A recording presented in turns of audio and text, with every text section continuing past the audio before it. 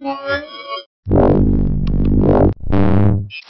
I'm Roland with Mobile Geeks right here in London, and we are taking a quick look at the Huawei P8, which is the new flagship device from the Chinese company that is trying to stick it to people like Sony and Apple and all the other major manufacturers of smartphones right now. And the P8 is their latest try, which is a 5.2-inch Full HD capable screen on this device, and they're definitely putting everything in there that this company has to offer right now.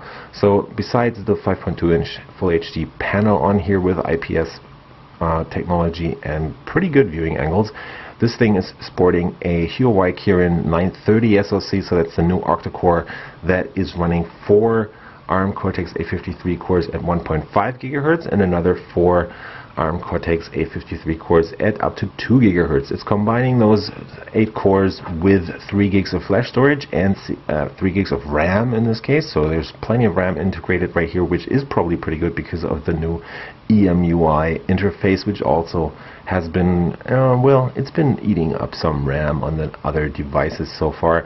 And there is 16 gigabytes of flash storage in the base model, but there will be one that will be $100 or euros more expensive that will give you 64 gigs of flash storage. All this flash storage can always be extended through the micro SD card slot, which sits down here, or is one of those 2 slots at least.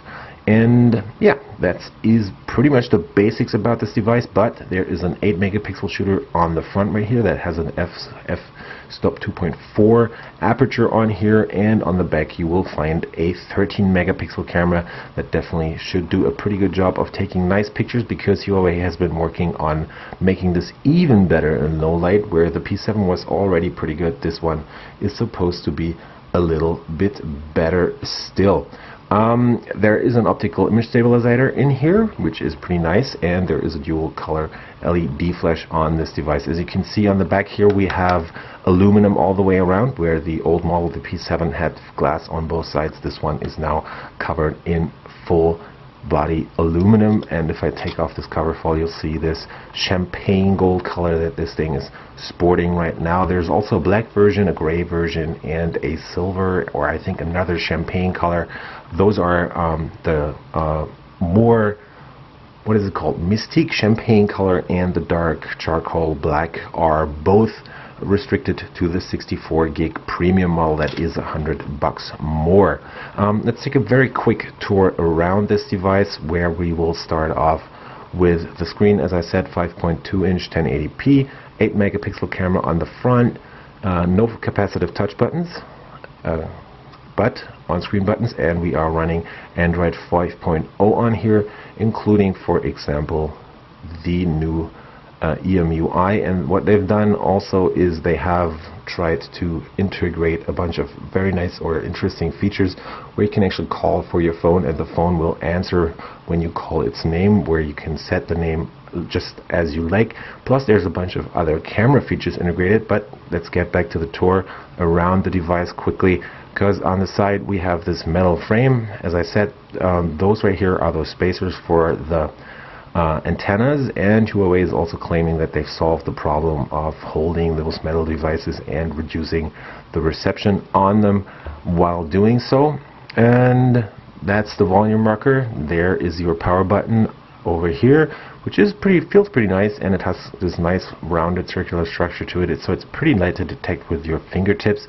Plus the buttons are a bit wobbly on here, but Huawei will probably work on this for the future. Down here we have the SD card and your SIM card slot. Again, this will be available in dual SIM in specific countries, for example China. In Western Europe, it is finally, or for now, coming out only as a single SIM model, because they're working with a bunch of network operators over here. On the bottom we have the 2 stereo speakers of the Huawei P8, which Huawei has finally moved to the bottom, so they're now no longer covered up when you put the device flat down on the table. Those are supposed to be pretty high quality, and they will deliver a pretty good sound because they've also integrated specific audio chips. We have a micro USB port, and on the left there is pretty much nothing. On the top you get the headset jack plus your noise cancelling mic. The whole thing weighs in at 144 grams and is just 6.4 millimeters thick.